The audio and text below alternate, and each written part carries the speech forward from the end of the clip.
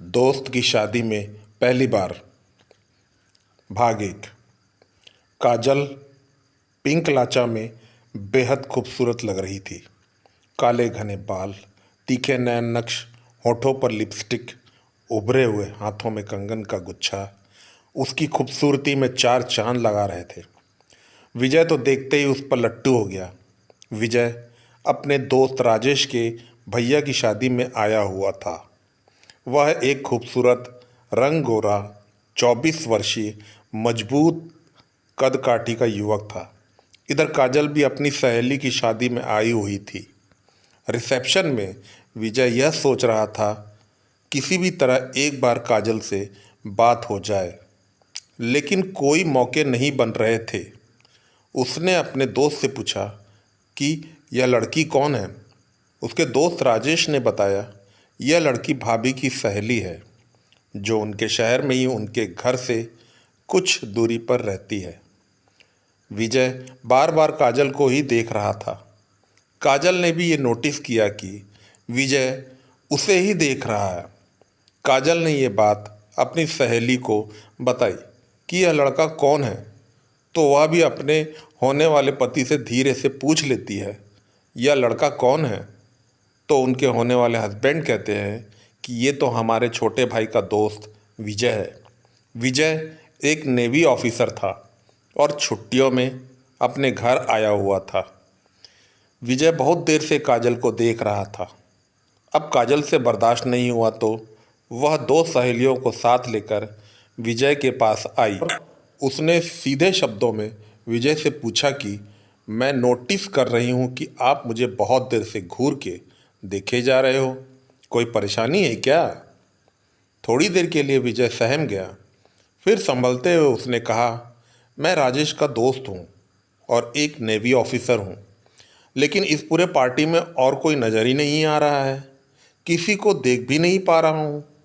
मैं किसी को भी देखता हूँ तो घूम कर तुम्हारी और मेरी नज़रें चली जाती है। सॉरी, सीधे शब्दों में कहने की आदत है। आप बहुत खूबसूरत हो, यह ड्रेस भी आपकी बहुत सूट कर रही है। अब काजल भी थोड़ी सी शर्मा गई और उसके मन में भी थोड़ी सी गुदी होने लग गई, लेकिन उसने तपाक से उत्तर दिया कि आप जो भी हो, लेकिन किसी भी लड़की को इस तरह से घूरना ठीक नहीं है। विजय ने भी काजल को सॉरी कह दिया। थोड़ी देर बाद विजय दूल्हा और दुल्हन से मिलने के लिए स्टेज में आया। दुल्हन ने धीरे से कहा, क्या बात है, किसी को ढूंढ रहे हो क्या। इस पर विजय ने कहा, मैं जिसे ढूंढ रहा हूँ उसे तो आपने छुपा कर रखा है। काजल यह सुनकर थोड़ी सी शर्मा जाती है और वहाँ से चली जाती है। विजय भी थोड़ी देर में स्टेज से नीचे उतर जाता है और उसकी नज़र फिर से काजल को ढूंढने लगते हैं, लेकिन काजल कहीं दिखाई नहीं देती। थोड़ी देर बाद काजल अकेले ही विजय के पास सबकी नज़रों से बचते हुए अपने खाने के प्लेट को पकड़कर विजय के पास आ जाती है और फिर विजय को कहने लगती है, क्या बात है, मुझे फिर से ढूंढ रहे हो, और थोड़ी सी मुस्कुरा देती है। विजय कहता है, हाँ, बस कुछ ऐसा ही समझो, और बातों ही बातों में काजल भी अपना पूरा परिचय दे देती है। विजय अपने बारे में सारी बात बता देता है।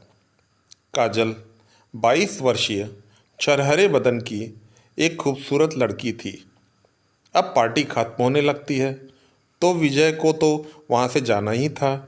तो लास्ट में विजय काजल को फिर से मिलकर मोबाइल नंबर ले लेता है और कहता है, क्या हम एक अच्छे दोस्त बन सकते हैं।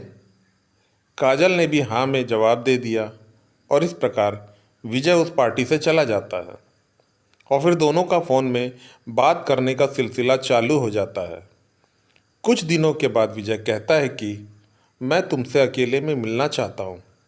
काजल कहती है, किसी अनजान लड़के से मैं अकेले में कैसे मुलाकात कर सकती हूँ।